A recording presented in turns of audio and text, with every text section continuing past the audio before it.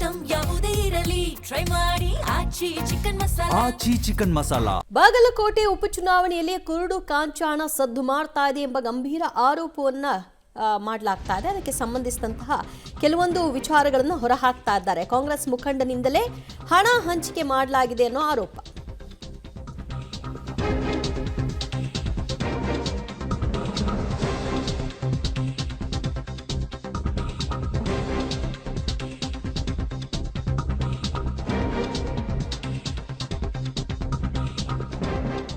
ಬಾಗಲಕೋಟೆ ಉಪಚುನಾವಣೆಯಲ್ಲಿ ಕುರುಡು ಕಾಂಚಾಣ ಕಾಂಗ್ರೆಸ್ ಮುಖಂಡನಿಂದ ಹಣದ ಹೊಳೆಯನ್ನ ಹರಿಸಲಾಗಿದೆ ಅನ್ನುವಂತಹ ಆರೋಪ.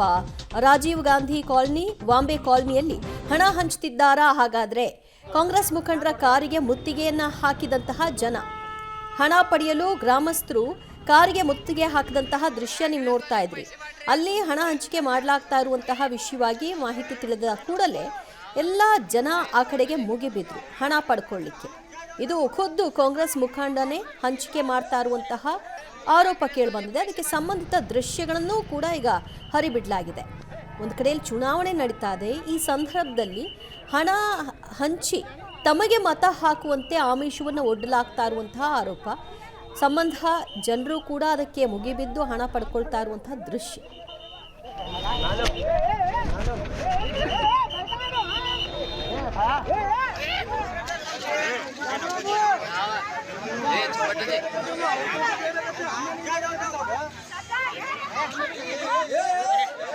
ಕಾಂಗ್ರೆಸ್ ಅಲ್ಲಿ पैसे ಮಾಡ್ರಿ.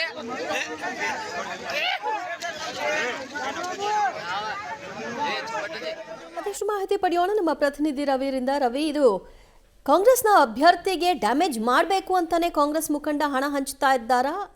ಈ ರೀತಿ ಬಹಿರಂಗವಾಗಿ ಚುನಾವಣೆ ನಡೆಯೋ ದಿನಾನೇ ಯಾರಾದರೂ ಹಂಚ್ತಾರಾ? ಏನು ಉದ್ದೇಶ ಇಲ್ಲದೆ?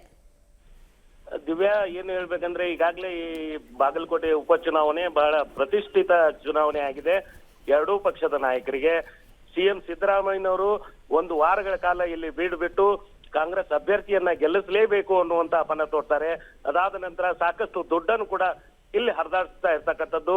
ಸುಮಾರು 2 ದಿನಗಳಿಂದ ಸಾಕಷ್ಟು ದುಡ್ಡು ಅಂದ್ರೆ ಹಳ್ಳಿ ಭಾಗದಲ್ಲಿ ಆಗಿರ್ಬೋದು, ಸಿಟಿ ಭಾಗದಲ್ಲಿ ಸಾಕಷ್ಟು ದುಡ್ಡನ್ನು ಹಂಚಿದ್ದಾರೆ ಅನ್ನುವಂತ ಆರೋಪ ಬಿಜೆಪಿ ವಲಯದಲ್ಲಿ ಕೇಳಿ ಬರ್ತಾ ಇತ್ತು.